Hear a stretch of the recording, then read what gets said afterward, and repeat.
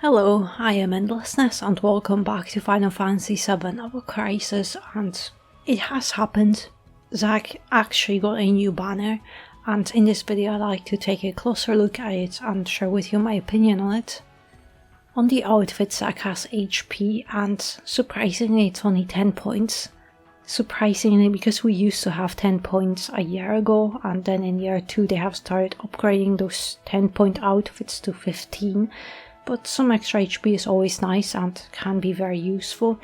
But more interesting is this bottom R ability, because Zack has now all Arcanum outfit, and it increases all elemental damage by 30%, so it's the same as Tifa and Sephiroth outfits, but this one is a featured one. So if we get a gear voucher during 2nd year anniversary or in the future, you could get this outfit there, as it's not one of those limited outfits, and I think that's great because it's our first non-limits All Arcanum outfit. And I was expecting to see more of those All Arcanum gear in the future, and it's great to see that on Zack, as he got FF9 wind weapon, and with this banner gear he has now become a physical wind god. And Zack actually has 4 elemental weapons with fire, ice, lightning and wind, but ironically only his support's DPS ice weapon isn't limited, and he got 2 Arcanum outfits, so for now this all elemental outfit will benefit only his wind weapon, and that's of course if you pause on the FF9 banner, but that of course might change in the future as Zack will get more banners. Then Zack's new weapon at OB10 120 has 674 magic attack and lowered physical attack stat, and both are quite important as you can use this weapon with every elemental Zack build now. And then 62 generic attack and 39 ability potency, also very good. Generic is good as it will boost both builds.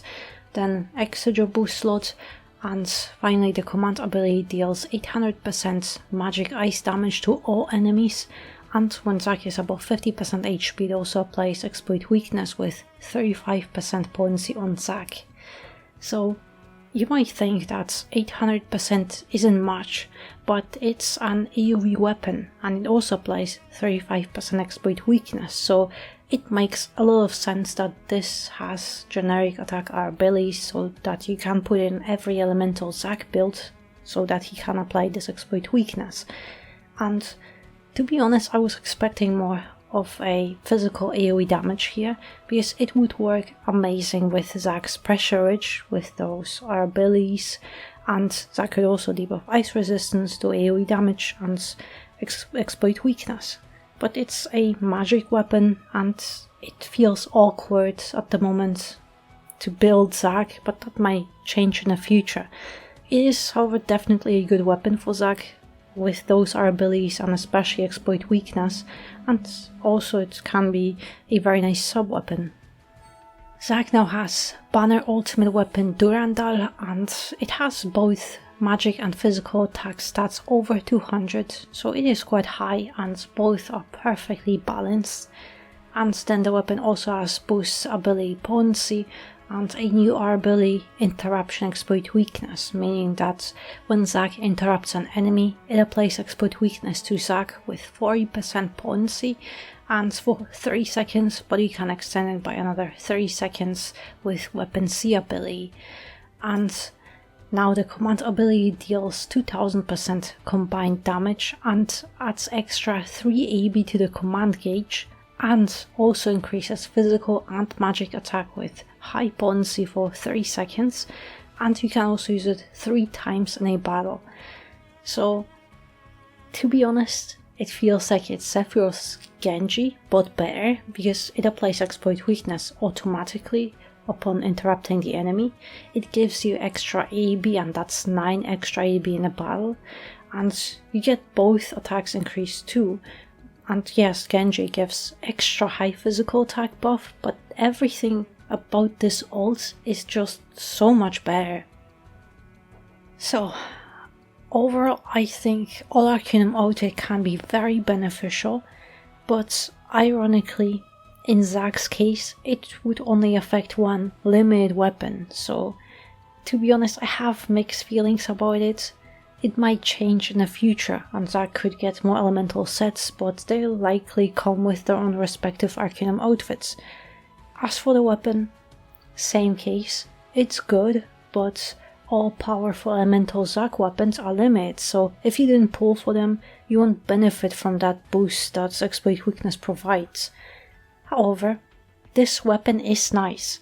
Yes, it's not as powerful as single target weapons like Yuffie's 940% plus 1.2, but it's an AoE damage weapon, and that can be very useful as we often get rankings with multiple enemies.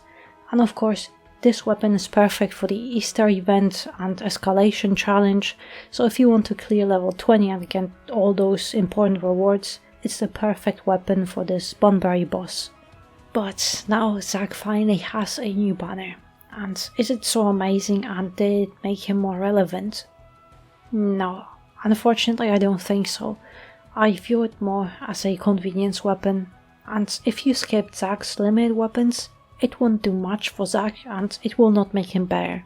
It is a good set, but you really want to have all those Zack limited weapons to benefit from it. If you don't have them, it might not be amazing now, but it could be a good weapon to set up Zack for the future when he hopefully gets more banners with more accessible weapons than just those very good but limited ones. And it's just my thoughts, and I would like to hear your opinion about this banner as well, and whether you think this banner might have made Zack more relevant and interesting or not yet. And as for last year's outfits, they got plus 5 points upgrade, and that's nice, but unless you really like those characters or the outfits, I'm not sure if they're worth pulling, because it's not because it's Kate or Lucia, it's mostly just most outfits, those old ones, they're quite outdated, and despite getting extra 5 points, I think mostly it's just better to save crystals for new outfits.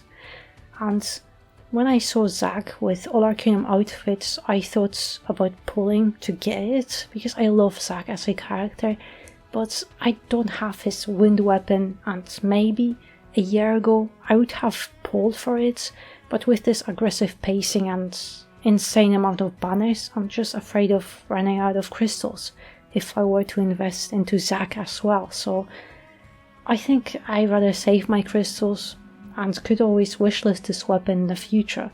But if you're going to pull, best of luck, I'm sure how it went for you.